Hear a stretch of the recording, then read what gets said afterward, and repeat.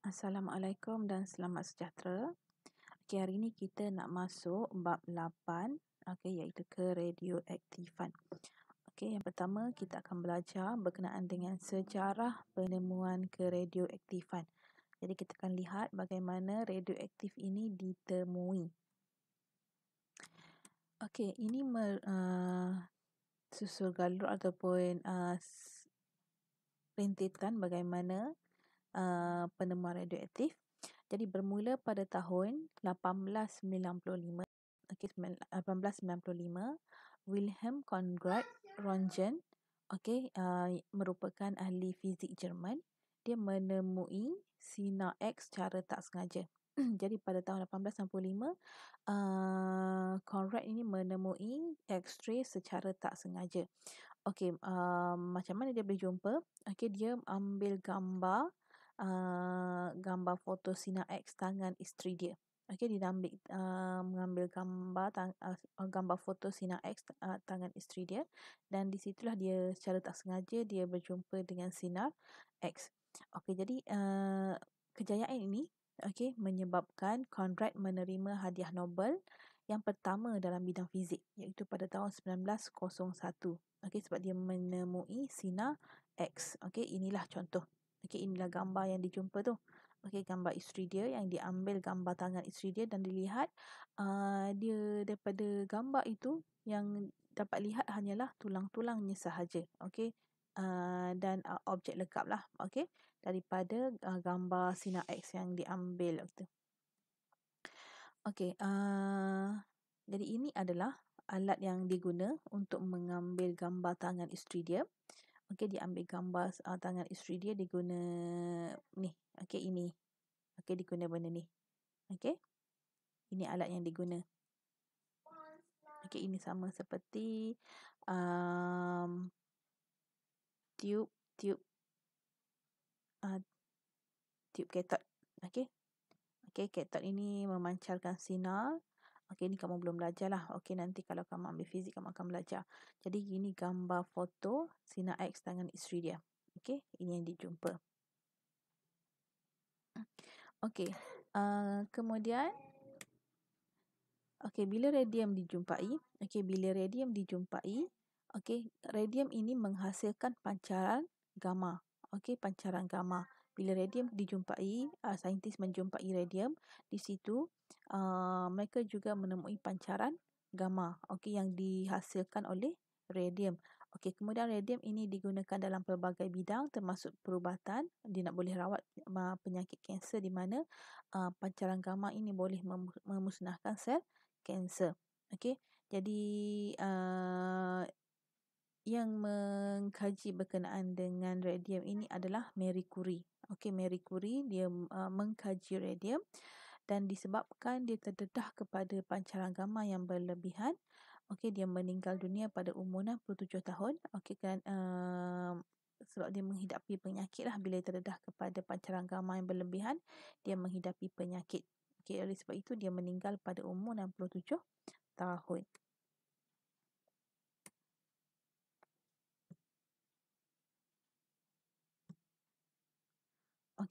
Kemudian ini adalah orang ketiga dalam bidang radioaktif, iaitu Anthony Henry Becquerel. Pada tahun 1896, Henry, ahli fizik Perancis pula, dia merupakan ahli fizik Perancis. Dia menemukan keradioaktifan. Dia orang pertama yang menemui keradioaktifan. Dia jumpa satu sebatian radioaktif, iaitu uranium, sebatian uranium, di mana sebatian uranium ini uranium ini akan menghasilkan pancaran, dan pancaran yang dihasilkan oleh uranium ini mampu menghitamkan plat fotografi dalam keadaan gelap. Dalam keadaan gelap dia boleh menghitamkan plat fotografi. Dia jumpa ni secara tak sengaja. Kebanyakan ahli saintis dia jumpa secara tak sengaja. Jadi dia bahan radioaktif, pancaran yang dihasilkan oleh uranium itu boleh menghitamkan plat fotografi. Pancaran tersebut juga bila dikaji, dikaji berdasarkan ciri-ciri pengionan. Okey, hasil daripada kajian dia, okey, pada tahun 1903 dia menerima hadiah Nobel dalam bidang fizik kerana dia menemukan keradioaktifan. Okey, ini adalah yang dijumpa. Okey, dia menggunakan sebatian uranium. Jadi uranium ini memancarkan sinar.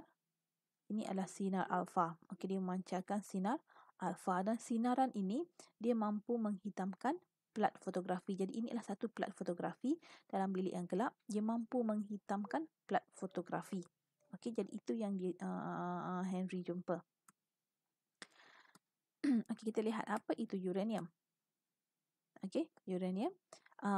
Pada tahun 1896, okey, Becquerel rasa hairan kerana kajian tidak menghasilkan sinar X. Okey, pada tahun 1896 ini dia guna bahan lain. Okey, dia guna satu bahan lain. Tapi bahan yang dia buat itu tidak menghasilkan sinar X. Jadi dia kaji lagi dengan menggunakan sebatian uranium. Okey, dia menggunakan sebatian uranium. Barulah sinar X itu terhasil. Okey, berkenaan dengan Marie dan Pierre Curie. Pada tahun 1897, okey, Marie Curie dan Pierre Curie, okey, dua-dua ini pasangan suami isteri dari Poland. Okey, dia mengesan pancaran radioaktif melalui kuasa pengionan. Okey, bukan kesan fotografi. Kalau Roentgen tadi dia jumpa pancaran radioaktif itu sebab kesan fotografi pada plat fotografi, tapi Marie Curie dan Pierre Curie ini mengesan pancaran radioaktif melalui kuasa pengionan. Okey, bagaimana yang dijumpa? Dia bermula dengan biji uranium yang dikenali sebagai pig blend.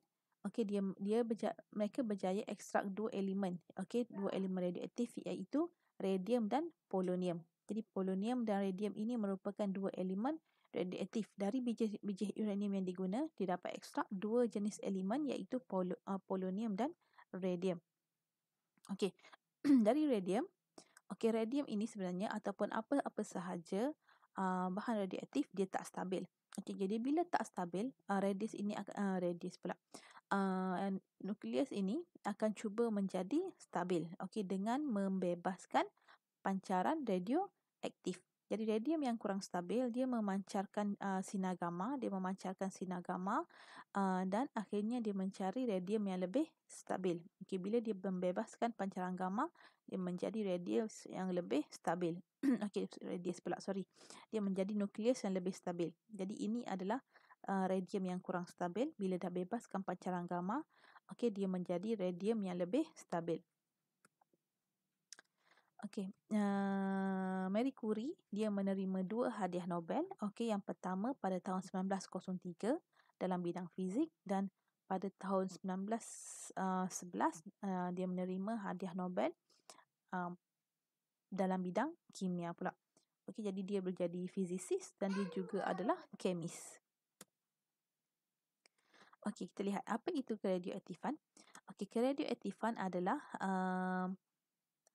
proses perebutan secara rawak dan spontan bagi nukleus yang tidak stabil dengan memancarkan sinar radioaktif.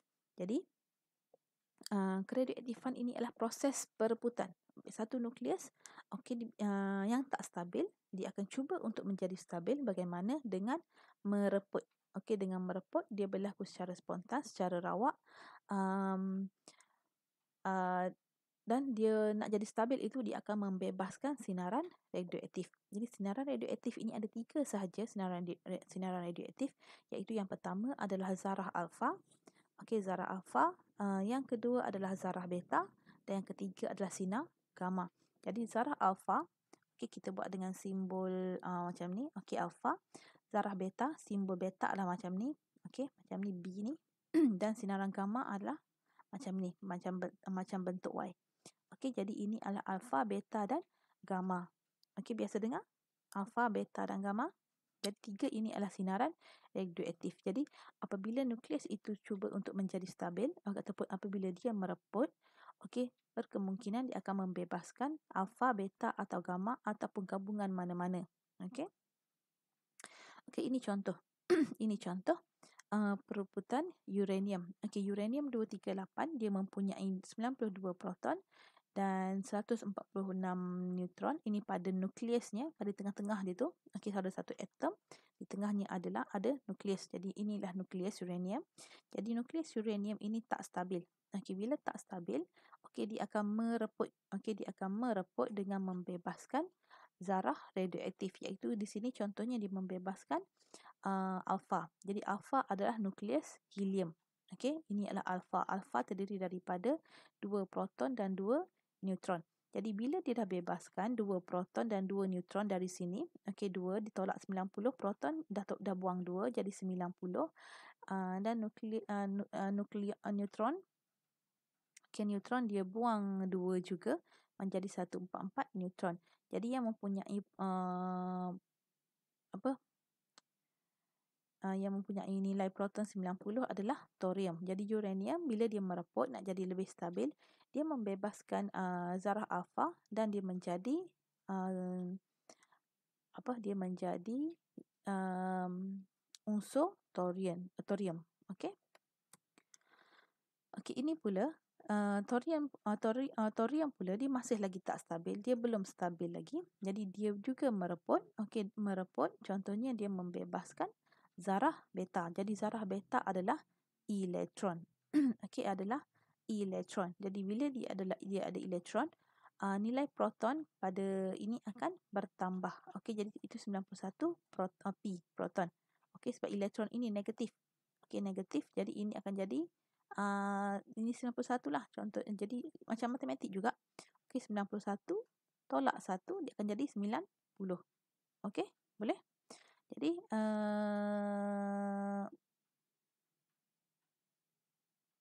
okey, disebabkan dia mempunyai ini yang sama. Okey, dia menjadi 143, protenium 243. Okey, tambah semua jadi protenium 234. Dia membebaskan zarah beta. Jadi di sini zarah beta adalah elektron. Kalau zarah alfa merupakan nukleus helium. Okey. Kemudian ini contoh perebutan yang menghasilkan sinar gamma. Okey, contohnya kobalt. Okey, kobalt 60 tak stabil. Okey, dia cuba menjadi stabil. Okey, tapi dia tak berubah. Okey, nilainya tak berubah. Dia masih lagi kobalt 60 tetapi dia lebih stabil. Okey, kobalt dua-dua ini kobalt 60. Okey, tapi ini lebih stabil berbanding yang ini. Okey, kenapa kobalt 60 ini tak stabil? Kerana dia mempunyai tenaga yang sangat banyak. Jadi apa dia buat? Dia bebaskan tenaga tersebut dan dia jadi lebih stabil. Jadi tenaga yang dibebaskan itu adalah sinar gamma. Jadi sinar gamma, bila sinar gamma dibebaskan, okey, perebutan untuk sinar gamma, okey, pembebasan sinar gamma dia berlaku apabila nukleus itu membebaskan tenaga sahaja. Okey, dia tak berubah menjadi benda lain, dia hanya membebaskan tenaga. Macam kamu panas, apa kamu buat? Kamu mandi. Okey, jadi haba akan keluar. Jadi sama konsepnya di sini. Jadi perebutan sinar gamma, okey, nukleus bahan itu dia tidak berubah kepada bahan lain. Okey, dia hanya membebaskan tenaga sahaja. Okey. Ada soalan? Okey, kita lihat perebutan radioaktif. Okey, itulah sebelum kita pergi lebih lanjut, sampai situ sahaja dahulu untuk hari ini. Okey, terima kasih.